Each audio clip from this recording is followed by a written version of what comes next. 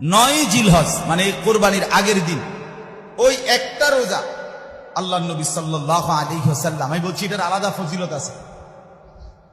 প্রত্যেকটা রোজা এমনি 9টা রোজার হিসাব হলো 1 বছরের কি নেকি, রোজার সওয়াব।